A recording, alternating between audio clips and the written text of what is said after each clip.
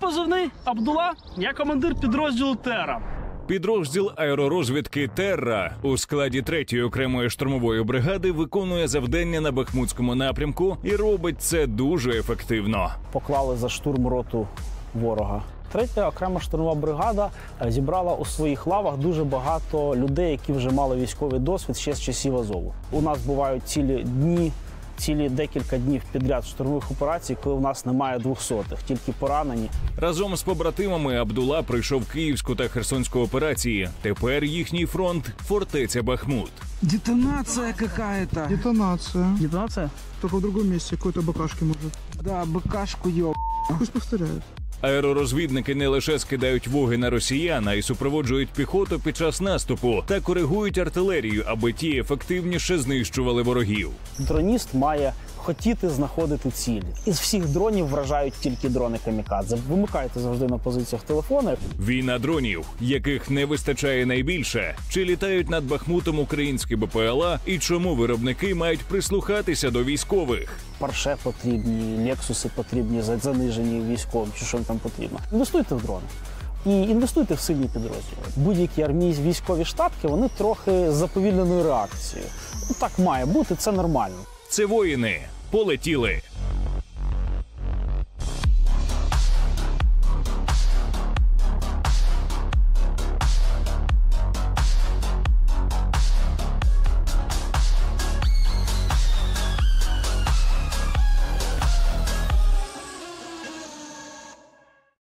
Пан Микола, вітаю вас. Дуже дякую, що знайшли час для інтерв'ю.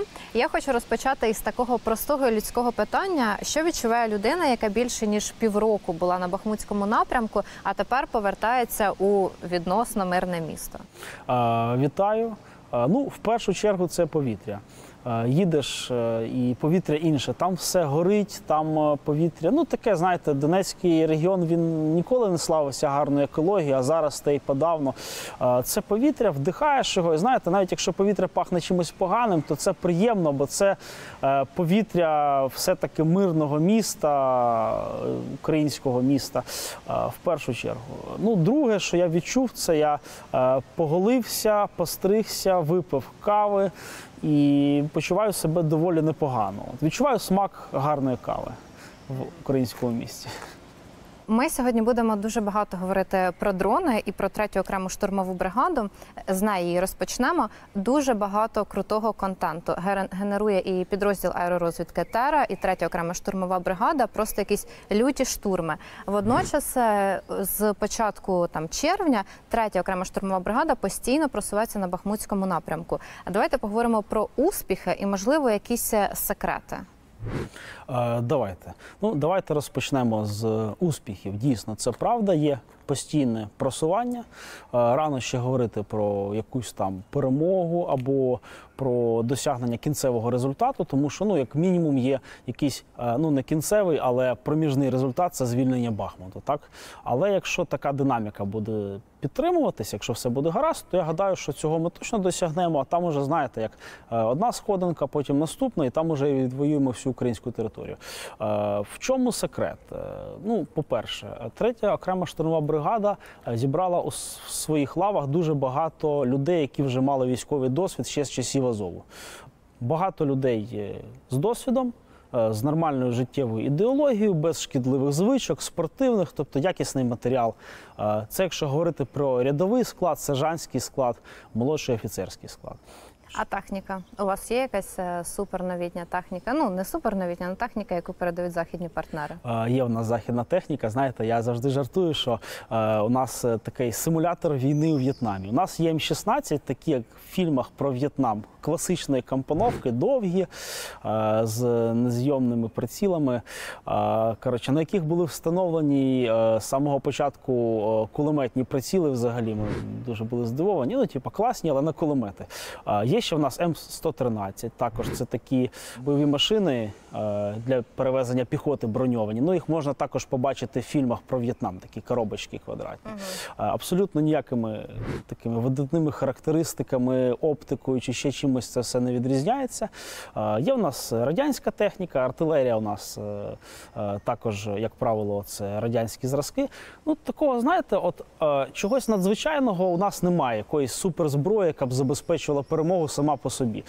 Перемогу в першу чергу забезпечують люди, і як рядовий склад і сержантський, так і командування. От що хотів би сказати, що командування в нас думає головою, і як результат є не дуже, ну так сказати, не дуже втрати, які значно нижчі за втрати ворога. Тобто коефіцієнт, звичайно, це війна, тут гинуть люди, на жаль, але коефіцієнт дуже на нашу користь, так? І у нас бувають цілі декілька днів підряд штурмових операцій, коли у нас немає 200-х, тільки поранені, а їх все-таки можна потім відновити, і люди будуть далі жити, якби. Тобто така от ситуація.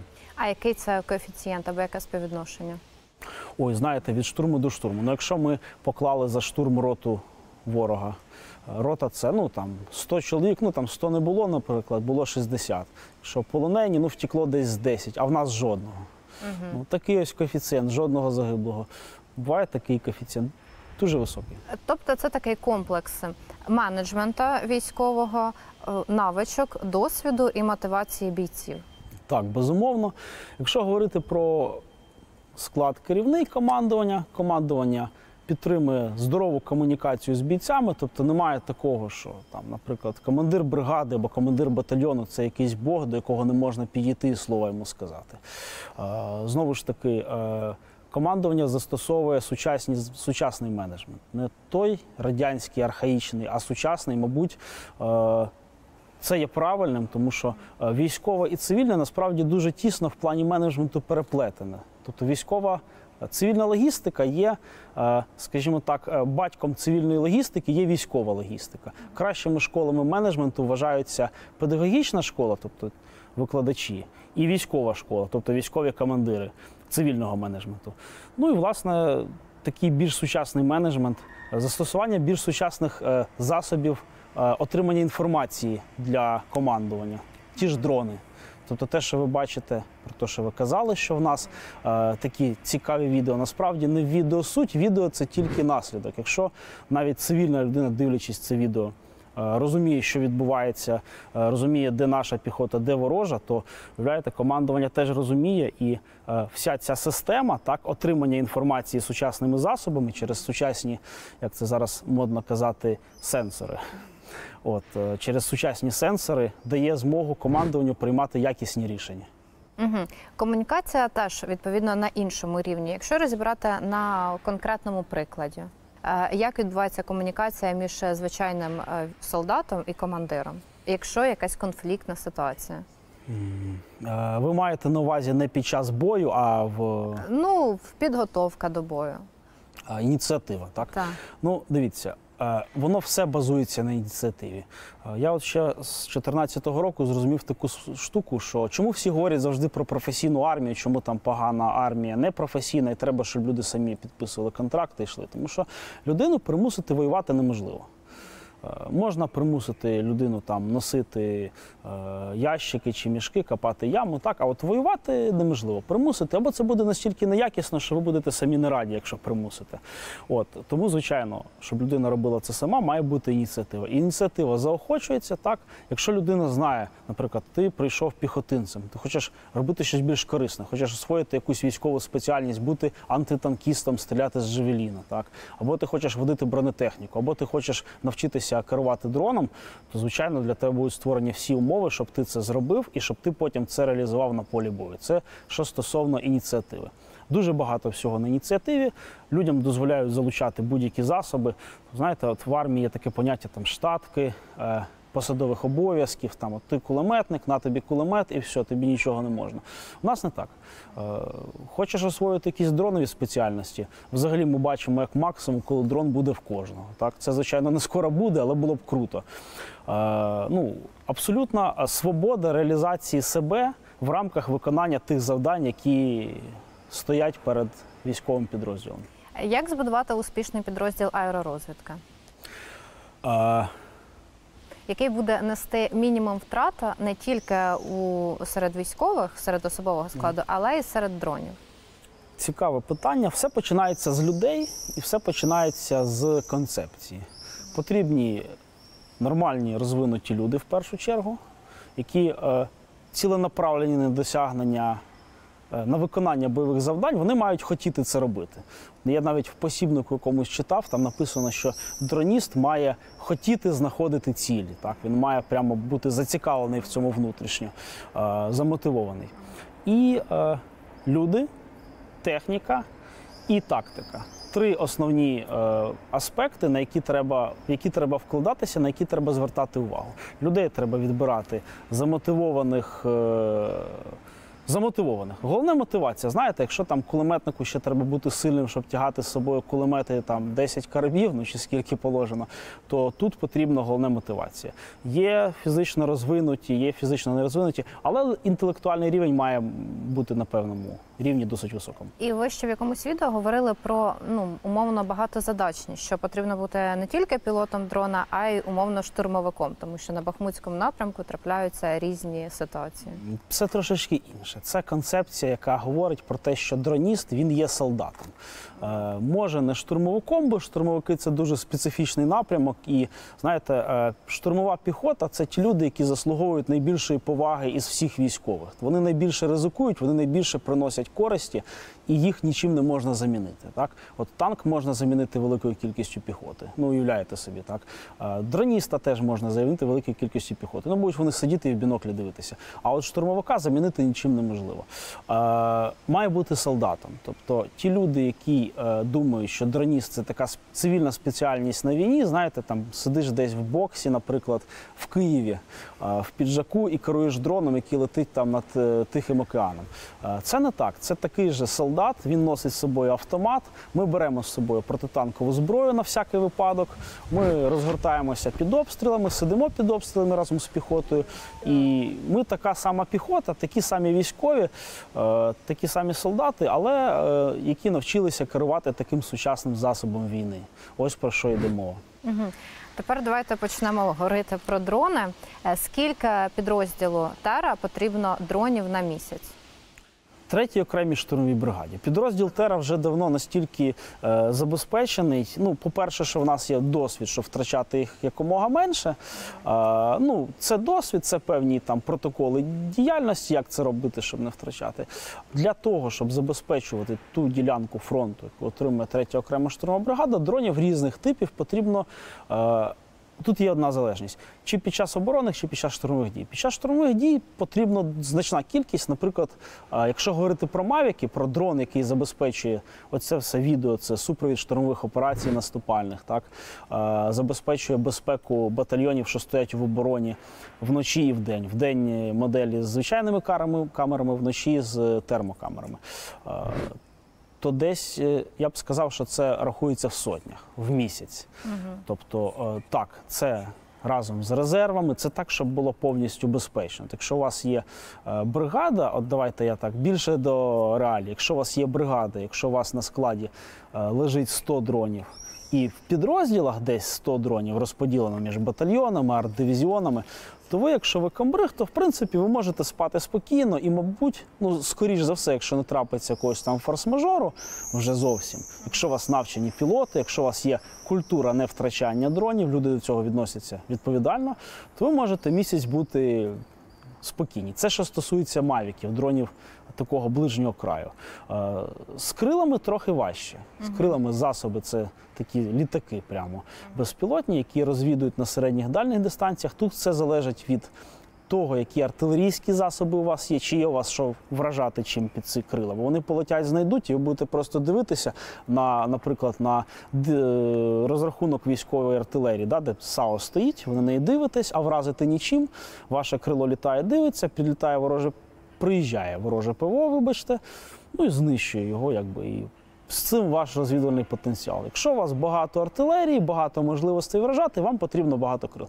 Принаймні, бригаді потрібно, щоб одне крило обов'язково чергувало вдень, одне крило обов'язково чергувало вночі. Ну, як у... На одну бригаду всього одне крило?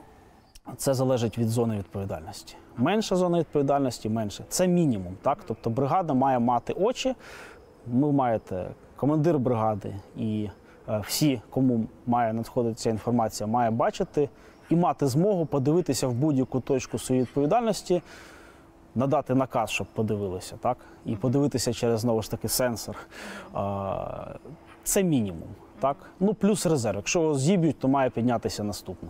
І треба мати цей резерв на достатній час, щоб ви могли відновитися. От ми беремо з собою на розгортання, наприклад, на звичайний день 3 мавіки. Який розрахунок? Одним летиш, ти його втрачаєш, дістаєш другий. Коли ти дістаєш другий, то ти вже телефонуєш і кажеш, що підвозили резервний, якщо такі втрати пішли. Тому що будь-якою ціною потрібно виконати те завдання, яке ти маєш. Ви використовуєте мавіки, FPV і ще матраси, так? Матріси. Так. Матраси їх називають. Колись ми, знаєте, на Херсоні їх називали матріксами чомусь, потім так в биту матрасами, а взагалі матріс, правильно казати. Матріс. 30-ті матріси, 300-ті матріси. Ну, 300-ті менше, 30-ті більш вдала модель. 30-ті матріси ми використовуємо. Це такий засіб. Це засіб коригування вогню на середніх дистанціях. Класна штука. Так, її можна замінити крилами, але на відміну від крил, які потребують там розгортання, погоди, вони довго летять, довго повертаються, то матріс – це такий, знаєте, мавік-переросток, здоровий, на стероїдах, з гарною камерою. І дорожчий. Дорожчий, так. Яка, до речі, середня ціна дронів? В залежності від класу. Тобто, ну, якщо зараз Mavic 3, до речі, який знятий з виробництва 3 вже, сам 3, тепер 3 Pro версія, 3E, 3T на ринку є. Ну, він коштував колись, це було, коли ми закуповували перші для бригади, це було 65 тисяч гривень. Ну, це, типу, треба дуже знати, де купити. Зараз це в середньому 100-110, десь так. Матріс 30 без тепловізійної камери 6-7 тисяч доларів, уже трошечки, бачите, подорожче. Комплекс Фурія 100 тисяч доларів. Там кілька крил. Фурія – це таке ж крило, як і лелека. Ну, це один клас, скажімо, засобів. Флай-Ай – $500,000 комплекс. Там декілька крил. Дуже по-різному, бачите. Давайте саме дешевше. А FPV-дрон, який несе на собі боєприпас, одноразовий, дрон камікадзе, так званий, 16-20 тисяч гривень. На вашу думку, який дрон найефективніший? Ну, тут питання, дивлячись для чого. Ну, наприклад, для ураження ворожої піхоти. Для ураження ворожої піхоти. Найефективніше проти піхоти працюють міномети, звичайно, тому, мабуть, для ураження піхоти, ну, її спершу треба знайти, так? Ну, добре, давайте так. Із всіх дронів вражають тільки дрони камікадзе, безпосередньо самі. Тому, якщо питання стоїть так, то дрон камікадзе найефективніший. Є протипіхотні осколково-фугасні боєприпаси всякі чудові. От. Якщо ви мавіком, як це все працює? Розвідуєте мавіком, знайшли піхоту, зв'язалися з групою, або ви самі маєте цей засіб, або з групою, яка підняла FPV-дрон камікадзе, і влетіли в них, і відправили їх додому, до лікарні, або на концерт до Кобзона, там уже як вийде. А для того, щоб коригувати нашу артилерію? Найкраще це крило. Краще це крило, воно дає таку гарну, красиву картинку зверху, воно може залетіти далеко. Але тут є нюанс. Воно якби найкраще, але воно має дуже великий час розгортання, досить невеликий час зависання над ціллю. Втрата його є дуже таким вагомим ударом по боєздатності підрозділу. І їх, як правило, багато не буває. Так? А, наприклад, той же Матріс 30, от я, наприклад, більше полюбляю, моя там кар'єра коригувальника пов'язана з Матрісами 30-ми. Ми навчилися на середній дистанції, на 15 кілометрів. Так, уявіть собі, що ви дивитесь не зверху, отак, на ціль, а під кутом. Трошечки важко розуміти, скільки метрів вперед і назад розрив відбувається, там, і далі чи ближче. Але можна навчитися, і ми вражали багато цілей.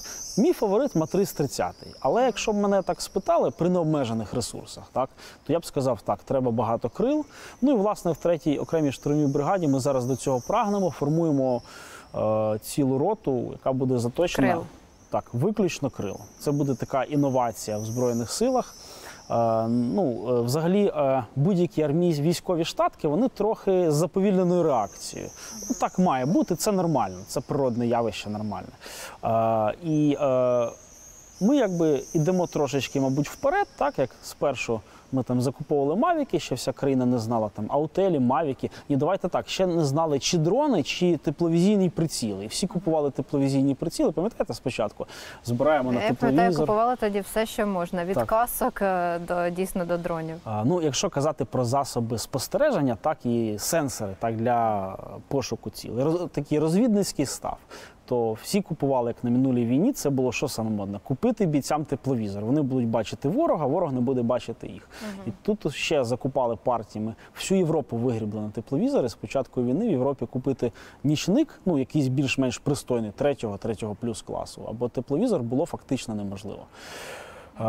І ми вже літали на мавіках, інвестували в дрони. Так? То зараз там країна ще думає, які FPV-дрони потрібні, скільки потрібно крил, там одне крило потрібно, достатньо одного крила чи ні, чи скільки має бути там за штатом. Тому вже цілу роту крил готуєте? Цілу роту крил готуємо, так. Які саме це будуть крила? Тут уже залежить, які дістанемо. На жаль, ми не можемо. Хочеться працювати з одним одним варіантом крил. Так, зручно, коли у вас, наприклад, всі дрони мавіки. У вас все периферійне обладнання, батарейки, зарядні пристрої, наземні станції, зв'язок, антени, кабелі, все у вас стандартизоване і вам зручно працювати. Так? На жаль, з крилами складніше, їх є різні там види.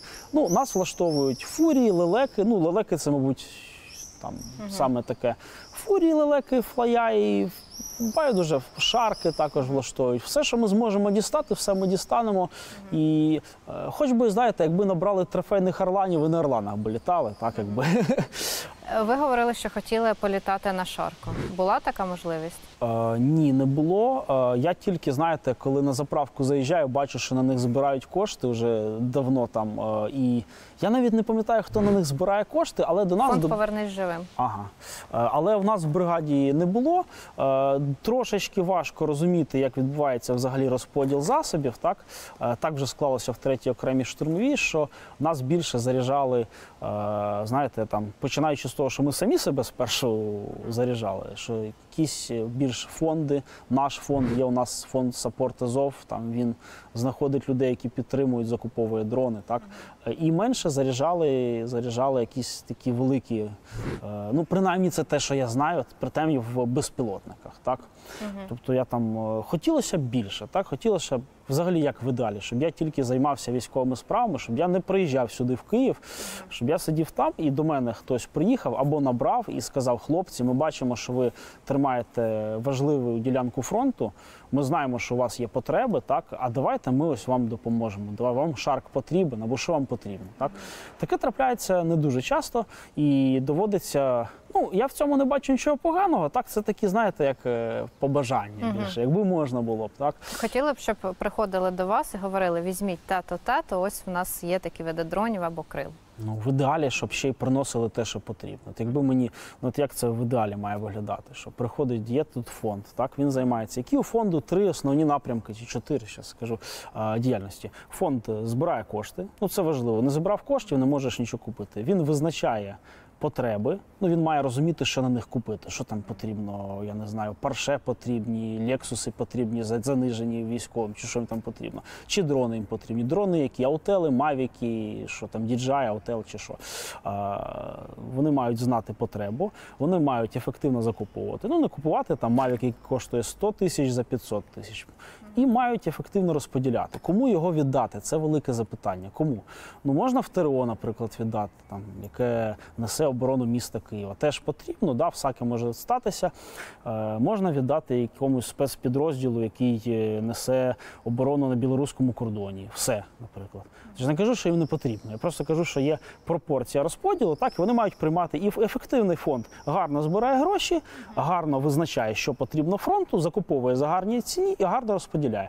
Ось мені здається, що перші 3 пункти я не знаю, як відбувається, але останній пункт, він трошечки, його можна було б покращити. Тобто хотілося б, щоб розподіл відбувався більше, знаєте, є в бізнесі такий принцип: інвестуйте в ефективне.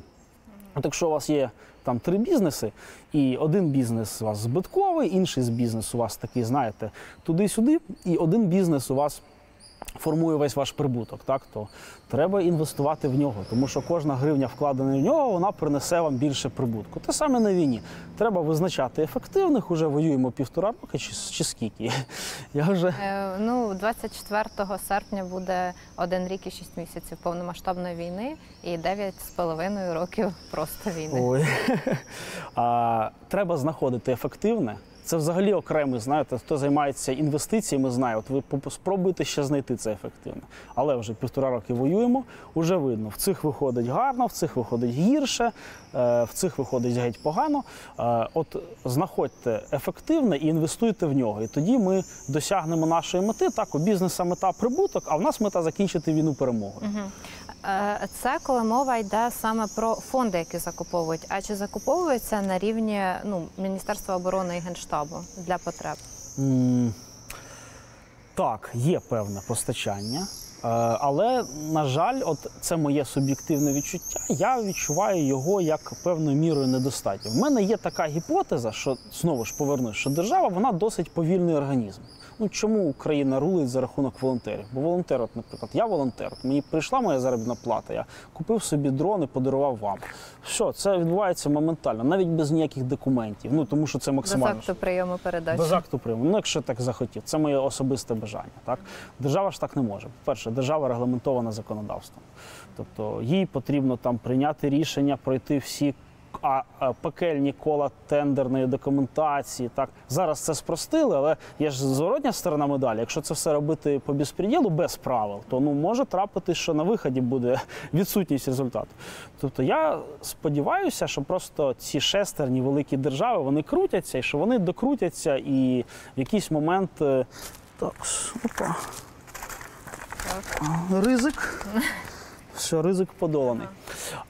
І що в якийсь момент велика кількість техніки необхідної поступить. Так? І ми зможемо трошечки розвантажити волонтерів, направити їх на щось інше. Бо ніби як кажуть, що все закуповується. От як United24 збирає кошти, там все закуповується, мабуть, в інтернеті постійно спливають фотки, стоїть купа дронів. Там, ось Матріс, ось Мавіки 3. Поки що, принаймні, ми не можемо відмовитися від самостійної закупівлі дронів і пошуку на це ресурсів. А хотілося б. Хотілося б займатися, знаєте, як військовий займається війною, держава займається забезпеченням. Це ідеальний варіант. В американській армії, наприклад, там ніякі волонтери нікому нічого не носять, там держава нормально всіх забезпечує, всі воюють, перемагають, усіх все дається. Українські дрони, вони є? З приводу українського дрону, давайте так, крила є, так. Тобто Фурія, Лелека, Валькірія, Мара. Так, це такі от... Шарк, от я не певен, Шарк це наше чи не наше. Бачите, то в мене його ніколи не було.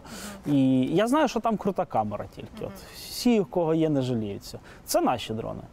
Ми виробляємо непогані крила. Тобто науковий такий потенціал в нас є. З виробничим потенціалом у нас, звичайно, трошки гірше, то виробляємо ми їх не так багато. Дрон середньої дистанції, квадрокоптер, так? З цим у нас проблеми. Те, що зробила компанія DJI, хто б що не казав, там гарно, погано, але вона йшла до цього десятиліттями, якщо я не помиляюсь. Принаймні одне там точно вкладено. Це жахливий науковий фінансовий потенціал вкладений, щоб воно отак літало. Коли ти цей береш дрон, ти нічого не вмієш, нажимаєш на кнопку, він злітає, сам летить.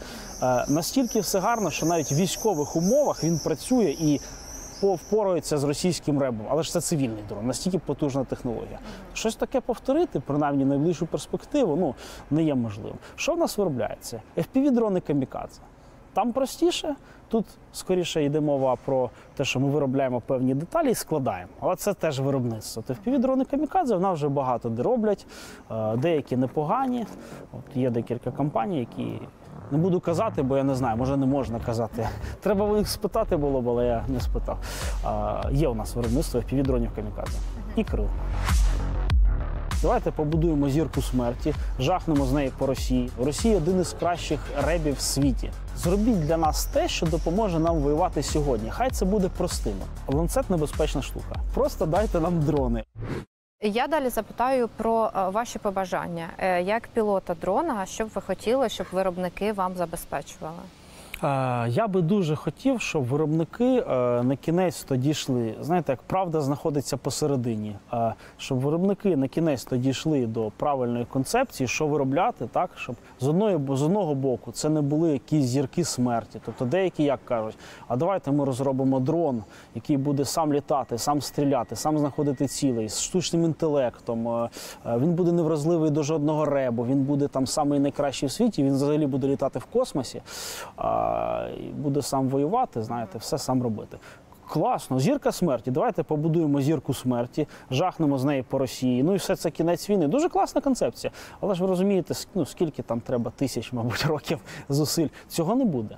Тому нам потрібно те, що допоможе нам воювати сьогодні. Війна має таку характеристику, на відміну від бізнесу. В бізнесі, да, можна там якийсь проект запустити, 5 років інвестувати, 10, фундаментальні науки, дав щось вкладати в квантовий комп'ютер, потім через 30 років сказати, ось квантовий комп'ютер, все, ми перемогли там у гонці засобів для обчислювальних потужностей. Да? У війні так не можна. Якщо ми сьогодні програємо, то завтра немає.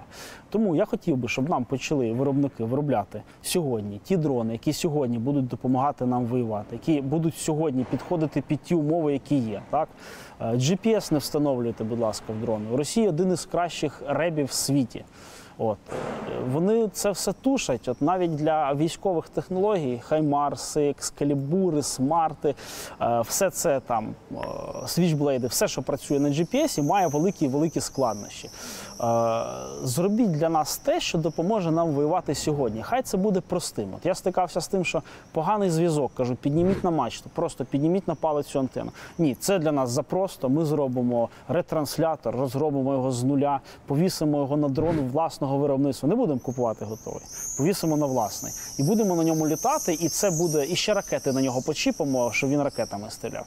Я кажу, ну, тільки поки ви це будете робити, ми, вибачте, загнемося, так? Ми вимушені, поки ви займаєтеся цими речами, це класно, мабуть, це цікаво. Ми самі у себе, уявіть, ми військові, у нас зняли квартиру, не буду казати де, і у нас там посадили людей, і вони самі паяють нам наземну станцію для дрона. Ми самі її для себе виготовляємо. Хоча б здавалося, скільки тилу. Прислуховуйтесь до військових, слухайте, що нам потрібно, закуповуйте це, ну, або проєктуйте це і виробляйте це. І не займайтеся такими проєктами, які принесуть користь не перемозі, а чомусь іншому. Так? І це потрібно вже зараз. Все-таки 1,5 роки війни пішло. Навіть росіянам ходить по інтернету картинка, почали виробляти CFPV-дрони, і ніби у них там є якийсь результат. Тобто, давайте робити те, що вже ясно, що ефективно. Знаєте, якщо ми знаємо, що Mavic ефективно, давайте купувати Mavic. Давайте не робити український Mavic. Ну, можна якусь кількість ресурсів інвестувати, але ви самі розумієте пропорцію. Треба інвестувати зараз. На війні треба інвестувати зараз, бо якщо не буде сьогодні перемоги, то не буде сенсу в цих інвестиціях. Якщо у вас вже у підрозділі Terra є таке своє невеличке конструкторське бюро, якщо можна так сказати, якщо ви там збираєте ці дрони, чи намагалися ви виходити на контакти з виробниками і пояснювати їм, ну, безпосередньо зустрічатися з ними? Так, ми намагаємося, насправді, ми бойовий підрозділ, бригада є бойовим підрозділом, ні в якому разі там не конструкторським, не дослідницьким, не виробничим. Так? Тому ми це робимо, ми не маємо цим займатися, і було б класно, якби ми цим не займалися. Так?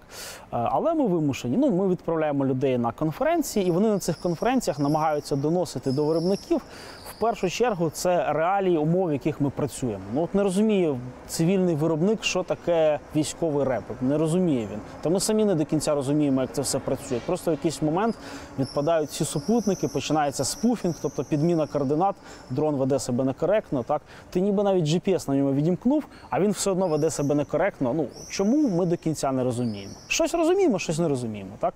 Ми намагаємося донести, в яких умовах буде працювати дрон. Ми намагаємося донести, що із їхніх, як кажуть айтішники, всяких фіч, що корисне, що не корисне, в що вони даремно вливають сили. Але часто буває так, що люди з великим розумовим потенціалом, так, для них просто це запросто. Ти кажеш, мені потрібен дуже простий дрон, який сьогодні понесе ПГ-7 від РПГ постріл в танк. А давайте ми зробимо, щоб він сам його знаходив, цей танк, щоб він розпізнавав його серед кущів. Давайте зробимо, щоб він міг цей ПГ-7 не тільки таранитись, але й скидати. І взагалі там додамо, що він ще вам каву готував, хлопці. Хочете, щоб каву дрон? Да, мабуть, хочу. Я вранці встаю, мені дрон приносить каву, потім сам на себе одягає ПГ-7, летить і влітає в танк. Ну, але де Це нереально. Ну, можливо, в майбутньому буде. До речі, про дрона, який самостійно знаходить ціль. Я думаю, ви бачили цей пропагандистський ролик про російські дрони Lancet. Вони показали об'єми свого виробництва, вони просто якісь шалені, здаються на перший погляд. І от виробники заявили, що ці дрони будуть самостійно знаходити ціль. От як ви взагалі ставитесь до цих російських ланцетів і до їхніх обсягів? Дуже погано я ставлюсь до російських ланцетів. Я з ними ніяк не товаришую. Можна так сказати, що це наші вороги. Ланцет насправді, що б там хто не казав, так, але нам, щоб нормально перемагати ворога, нам треба його об'єктивно оцінювати.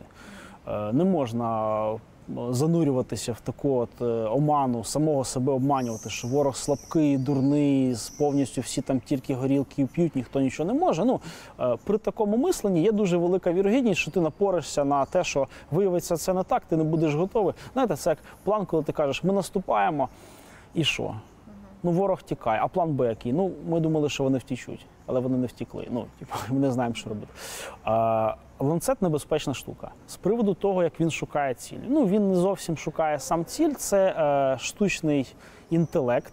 Це система розпізнавання образів, яка базується на штучному інтелекті. Це є повсюди. Це є в айфоні, це є в трекінгу об'єктів в режимі фотокамер на смартфонах сучасних. То він розуміє, де об'єкт, він розуміє, куди він рухається. Так? Це такий, знаєте, він може зрозуміти, що є об'єктом і як об'єкт зміщується на кадрі, і відповідно коригувати свій рух так, щоб цей об'єкт був, наприклад, всередині кадру. На такій технології працює Джавелін. Там також на ракеті самій стоїть камера, яка бачить ціль і розуміє, що це ціль, і коригується. Знаходити цілі він сам не буде.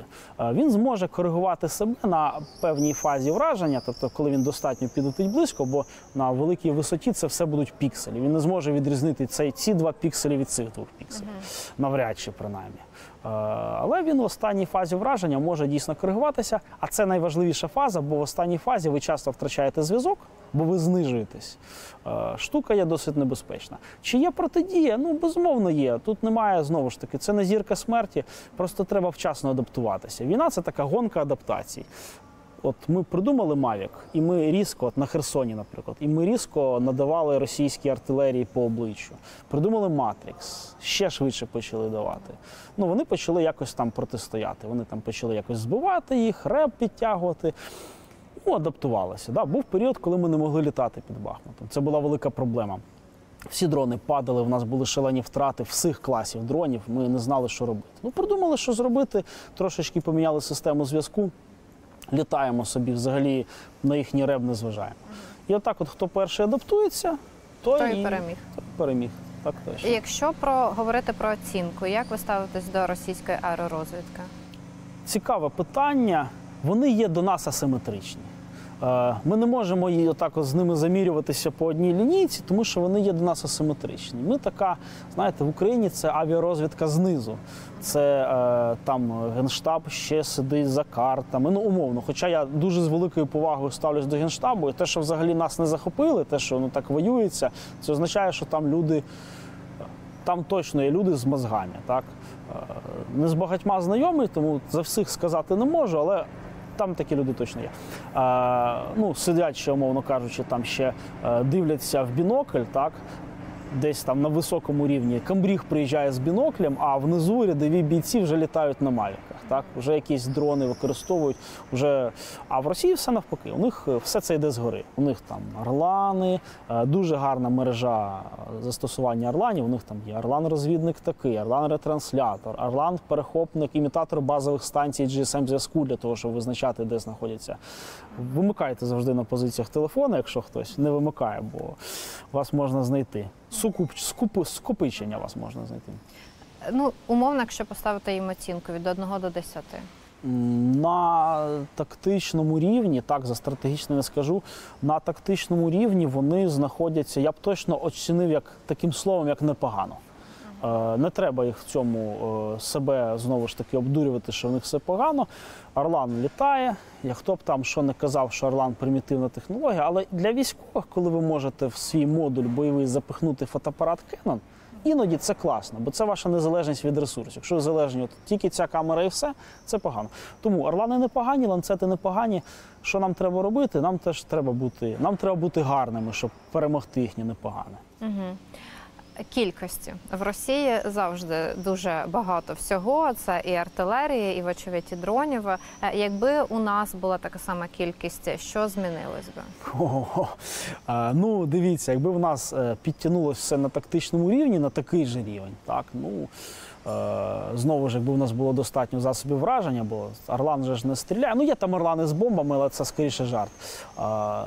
То ми б вже давно їх перемогли. Ну, дивіться, ми меншими ресурсами, людськими, меншими артилерійськими, техніки, всього менше, і ми утримуємо і навіть контрнаступаємо, так, в якійсь мірі. Це насправді велике чудо. Хто б що не говорив, таких випадків в історії людства то було не дуже багато. Якісь там 300 спартанців тримали оборону, не так багато таких випадків. Якби в нас було всього стільки ж, як в них, то вони б сюди не полізли. Давайте так, з цього почнемо. Якби в нас зараз стало стільки ж всього, як в них, ми б їх перемогли в досить короткі, зжаті терміни, а я гадаю, що взагалі вони б, якби це побачили, то вони б зібрали свої манатки з нашої землі і поїхали б додому в Росію, там чудово себе почували. Як ви ставитесь до думки, що робити скиди з дронів не дуже ефективно на піхоту? Так, я от, наприклад, в бригаді, я не раджу застосовувати Mavic 3 для скидання. От я не раджу. Цей дрон приносить набагато більше користі як розвідник, як засіб супроводження піхоти, як засіб, який забезпечує безпеку, така трохи тавтологія, безпеку для батальйонів, що стоять в обороні. Ви краще дивіться через нього, знаходьте ворога і знищуйте піхотними або засобами старшого начальника враження. Стріляйте з АГСів, стріляйте з мінометів, артилерія, танки і тому подібне. Тому що є велика вірогідність його втрати. Якщо ви дуже багатий підрозділ, у вас дійсно там лежить 500 мавіків, і у вас є гарні пілоти, які вміють кидати, а навчитися важко. І ціна навчання – це втрата дронів. Якщо є, то ви можете це застосовувати як хірургічний інструмент. От, наприклад, я чесно скажу, ми застосовуємо для знищення ворожого БК. Ми знаходимо склади, скидаємо туди спеціальні кумулятивні боєприпаси, і вони вибухають. Це класно, так? Але треба знати, де стоїть ворожий реп, де можна літати, де не можна. І ви поки дізнаєтесь, ви можете, якщо у вас всього 2 мавіки або 1, то краще цим не займайтесь, збережіть для розвідки. Якщо вже так сталося, що ви навчилися тим чи іншим чином, у вас вдається, то застосовуйте це як ситуативний інструмент. Ніколи не спамте, не літайте в одне місце багато разів. Десь є потреба, підлетіли, скинули, полетіли, все, більше не працюєте.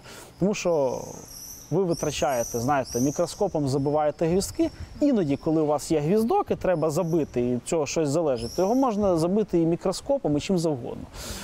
Але таких випадків не дуже багато в житті. Я бачила такі відео, коли роблять скид на ворожий окоп, і просто воно падає, вибухає, а потім російський військовий такий встає, і начебто з ним нічого не сталося. Чому стаються такі ситуації? Це тому, що вони там якісь, не знаю, мегасильні, чи чому так? Ну, дивіться, якщо курки відрубати голову, вона теж певний час біжить, і іноді і біжить досить жваво, і виглядає, що в неї навіть все сталося краще, ніж було до цього, що піднявся рівень її активності. Це пов'язано з тим, що все-таки мавіки скидають малі боєприпаси до 500 грам, і концепція сучасних малих боєприпасів, це боєприпаси від АГС, там якісь міномети немалих калібрів, 60-ті, там 82-ті, це концепція нанесення поранення. Тобто осколок малий, це зроблено, щоб створювати, він не є убойним. Тобто не є розрахунку, що він, якщо там осколок від 155, 55-го калібру у вас попаде, ну, не вас, звичайно, а в когось, в росіянина якогось, наприклад, то буде велика біда. А якщо попаде невеличкий осколок від АГСу, то буде поранення. Да, людина не може з цим пораненням продовжувати бій. Їй потрібна евакуація, буде втрата крові, є певна вірогідність, що цей осколок зачепить якісь критичні вузли в тілі людини. І цю людину буде потрібно евакуювати, потім їй буде потрібно лікувати, відновлювати. На це держава солдат, якої поранений, буде витрачати ресурси, його побратими локально на полі бою, його побратими будуть його тягти, евакуйовувати, якщо вони порядні. Росіяни не завжди так роблять. Ну, мабуть, не знаю, може вважають, що в цьому їхня сила. Киданути своїх на полі бою, да, і собі займатися цими справами, але таке частенько спостерігали. І ресурси, які будуть витрачені, тому що війна – це війна в тому числі логістична. Так? Хто як розрахував ресурси? Вони будуть витрачені набагато більше на поранену людину, на пораненого бійця, ніж на мертвого. Тому що мертвий, він потребує, знову ж таки, в порядних арміях, він потребує тільки евакуації тіла для того, щоб його нормально похоронити. Ну, це ті, в кого є такі цінності. Далі. Знову ж таки, росіяни часто своїх загиблих кидають. Ну, це те, що я бачив, там, може, не всі, але ставлення таке собі. У вас є якесь відео або взагалі вихід, або операція, яку ви можете охарактеризувати як найкраще? Ви б, можливо, її показували як приклад, щоб навчати інших? Операція. В мене є дуже класні враження артилерії, де ми вражали ворожу артилерію, ну, коригували вогонь. Да? Це саме здобуток нашого підрозділу. Знищили якось ми батарею російської буксованої артилерії 152 мм СТАБ-Б. Дуже класно, це такий здобуток. Це, мабуть, за один залп найбільший юніт ворожий, який ми знищили. Так? Якщо говорити про супроводження піхоти, бо є така функція супроводження, знову ж таки повторюю, що піхоту штурмову нічим не можна замінити. Це найблагородніші люди, і вони заслуговують найбільшої поваги. Ворог намагався взяти в Бахмут під кільце, якщо з південної сторони там у них було погірше, з північної щось там. Це давно було покраще. І була операція, яка мала зняти потенціал ворога до блокування, так, знизити його. Ми супроводжували піхоту в траншеї, і прямо так от йшла піхота, ми спостерігали ворога, кидали на нього скид, знову ж таки, от про скид. Я взагалі нікому не рекомендую, конкретно тоді це допомогло піхоті рухатись. Кидали прямо перед піхотою на дуже невеликій дистанції, з жодного іншого виду озброєння застосувати б ми не змогли, бо свої занадто близько. Скидали на ворога, влучали і допомагали піхоті рухатись. Уявляєте, йде піхота, вона знаходить ворога, він окопаний, там сидить в норі, ми скидаємо вог. Коротше, він вилазить, піхота його допрацьовує. І отак от це відбувалося певний час, весь день фактично. І це, мабуть, найкраща операція з супроводження, яка у нас була. Але це небезпечно, тому що можна було своїх влучити. Ні, ми контролювали ризик. Саме тому ми застосували цей засіб і застосовували, що ризик був контрольований. Ми не могли вразити, ми знали, яка сила вітру. Пілот розумів, що він кидає. Знаєте, це артилерія, яка веде вогонь в безпосередній близькості до своїх. Ми брали трошечки, тобто якби ми промазали, ми б промазали далі від піхоти своєї. Може, в ціль би не попали, але далі від піхоти, ніж ближче. І все закінчилось так, як мало б закінчитись, великим успіхом. Штурмовикам дали нагороди, приїхав Сирський особисто. То, здається, тоді президент до них приїжджав. Тоді я вас ще запитаю наостанок, що вам найбільше потрібно від цивільного населення, окрім донатів на FPV-дрони? Мабуть, мені потрібно, нам всім потрібна підтримка і така, знаєте, згуртованість. Дуже важливо, щоб ми були всі згуртовані, щоб військові, цивільні, ми ж всі насправді люди, і всі українці, насправді ніякої там різниці немає військової, щоб ми були згуртовані і цілеспрямовані на перемогу. Вже дуже велика ціна заплачена. Ми зробили всі разом зробили великий подвиг, що стримали цю навалу, те, що протистоїмо її зараз, те, що звільнюємо наші території. Ми маємо завершити це до кінця. Ми маємо це зробити, і це те, що необхідно, щоб всі трималися, щоб всі були мужніми, стійкими в першу чергу. В другу чергу, дрони. Звичайно, моя специфіка – це дрони. Дайте дрони. Чим більше, знаєте, як ми жартуємо, просто дайте нам дрони. Більше дронів, більше результату. І це дуже важливо. Дрони знищують ворога, дрони знаходять ворога, дрони рятують життя нашої піхоти, дрони збільшують ефективність будь-якої компоненти. Артилерії, управління, бронетехніки, піхоти, всього, що тільки можна придумати. Навіть саперних підрозділів дронами міни можна знаходити, є спосіб. Навіть закопані. Більше дронів, якщо хочете проінвестувати, якщо ви волонтер або меценат якийсь взагалі хочете проінвестувати, то дві поради. Якщо ви не знаєте, то інвестуйте в дрони. І інвестуйте в сильні підрозділи. Не вкладайте кошти в ті підрозділи, які менш задіяні, так? Вкладайте в ті підрозділи, які знаходяться на фронті, які сьогодні, завтра будуть, післязавтра захищати країну. Вкладайте в них, і тоді буде перемога. Микола, дякую вам за інтерв'ю і за те, що так захищаєте Україну. Дякую. Дякую.